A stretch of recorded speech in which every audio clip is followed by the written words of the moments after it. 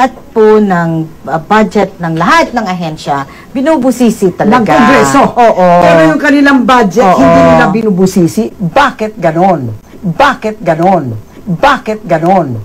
How can we correct that?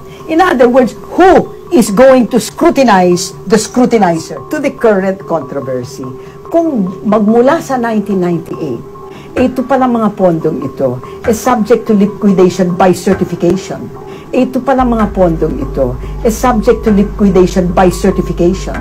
That the budget of Congress should also be a little more scrutinized. Okay. Kasi ang Kongreso, lahat po ng budget ng lahat ng ahensya, binubusisi talaga. Ng Kongreso. Oo. Pero yung kanilang budget, Oo. hindi nila binubusisi. Bakit ganon? How can we correct that? In other words, who is going to scrutinize the scrutinizer? Tao po, I would suppose taong But bayan. how can the taong bayan do that? They don't have access. Now, sinasabi nyo ngayon paano, saan pumapasok dito ang taong bayan para malaman, para magalit sila o magsabi sila, oy, sobra na yan. Paano nila malalaman lahat ito? As I said a while ago, meron po kaming utos from the Saligang Batas na i-publish every year yung itemized expenses and payments made to members of Congress. And we do that. Sa mga dyaryo po. Dailies, the major dailies, Inquirer, Business World yata, and Star. Pero parang wala namang pumapansin. The major dailies, Inquirer, Business World yata, and Star. Pero parang wala namang pumapansin. But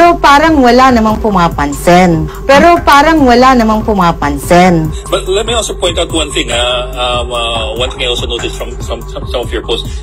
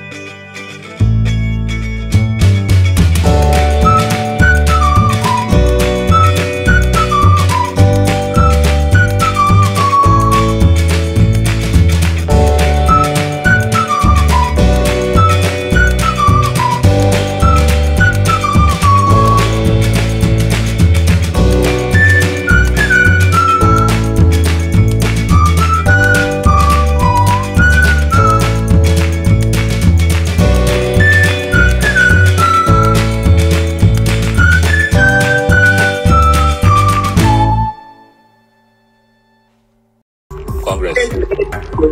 Yeah, I think, mas matagal na naman kayong dalawang comentarista sa akin dalawa. And I think, I don't know if you're optimistic or pessimistic compared to me.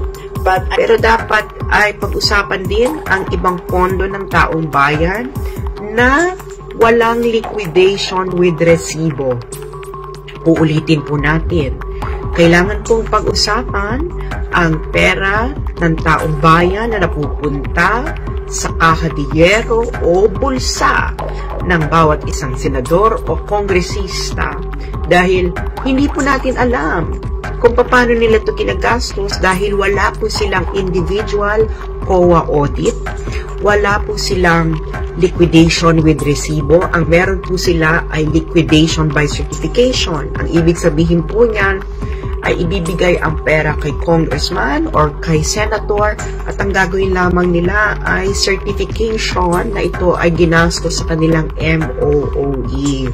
Para sa kaalaman niyo pong lahat kung gaano po kalaki ang pera na ito na walang liquidation with resibo, sa 2023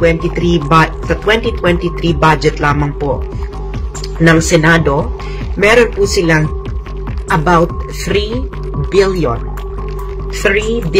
MOOE. Yan po ay liquidation by certification at hindi liquidation by resibo. Ang Kongreso naman po, ang mababang kapulungan for 2023 ay merong 13 billion MOOE for 2023. Again, yung 13 billion na yan, mga taxpayers, mga OFWs, ang 13 billion po na yan ay walang liquidation with resibo. Yan po ay liquidation by certification. So, ibig sabihin po, mga kababayan, sa 2023 lang, 18 billion ang walang liquidation with resibo. Hindi nyo po alam kung paano ginagastos yan up to the last centavo. 18 billion, 2023 lang. Okay? 2023 lang po yan. At hindi lamang po yan ngayong taon ito, kundi na for the longest time po, yan ang ginagawa. Yan po ang ginagawa ng Kongreso at Senado. Hindi lang po sa 2023, 2022 rin, 2021, sa lahat ng panahon. Liquidation by certification. Kaya wala kayong makikita, again, ulitin ko, wala kayong makikita na individual audit. Walang COA audit report ang kahit sino mang senador o congressman. Wala kayong mahanap. Bakit wala tayong mahanap na publicized individual COA audit report ng bawat senador at congressman? Hindi naman yan confidential fund, di ba? Tama. Ngayon, kung wala kang individual COA audit, paano mong mapapatunayan wala kang kupit? Kung walang resibo, paano mo mapapatunayan na hindi na ilagay sa kakadiyero? So, pinasisinungalingan niyo po yung naging post na ito na ganito yung proseso dyan po sa Kongreso ni Saspo, Congressman? Actually, basta baka ma-misquote na naman ako. Basta yung sa amin, kung ano ang require ng Commission on Audit, ano yung mga reports na kailangan, anong liquidation kailangan, kung ano ang requirement for audit procedures, we comply by it. Ino-comply po ng House of Representatives. To the current controversy, kung magmula sa 1998, ito palang mga pondong ito is subject to liquidation by certification. At ngayon, kailangan nating maipaliwanag at it is in the interest of the people. Lahat po ng budget ng lahat ng ahensya, binubusisi talaga. Ng Kongreso. Oo. Pero yung kanilang budget, hindi nila binubusisi. Bakit ganon? At ngayon, kailangan nating maipaliwanag at it is in the interest of the people. To the current controversy, kung magmula sa 1998, ito palang mga pondong ito is subject to liquidation by certification. Po. So kaya po nililinaw natin ito. Dahil gusto ko nga po na bawat peso na nilalagay natin sa pondo ng gobyerno ay sigurado na nagagamit ng tama at hindi nasasayang. Lahat po ng budget ng lahat ng ahensya, binubusisi talaga. Ng Kongreso. Oo. Pero yung kanilang budget, hindi nila binubusisi. Bakit ganon? I wish to share the case of Chavez versus Public Estates Authority. Kindly wrap up. This is the right of the people to information on matters of public concern.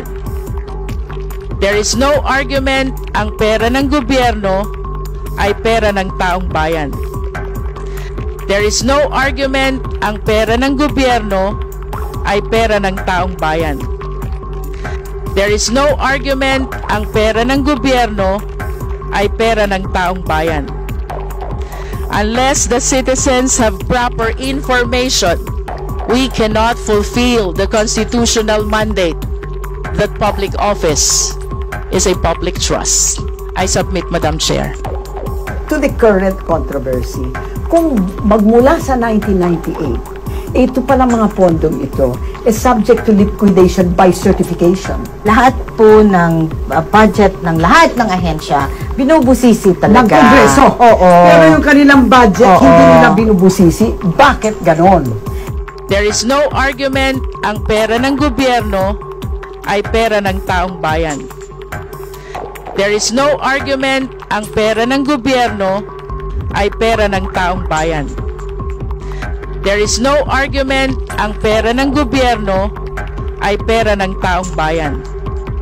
Lahat po ng budget ng lahat ng ahensya, binubusisi talaga. Ng Kongreso. Oo. Pero yung kanilang budget, Oo. hindi nila binubusisi. Bakit ganon?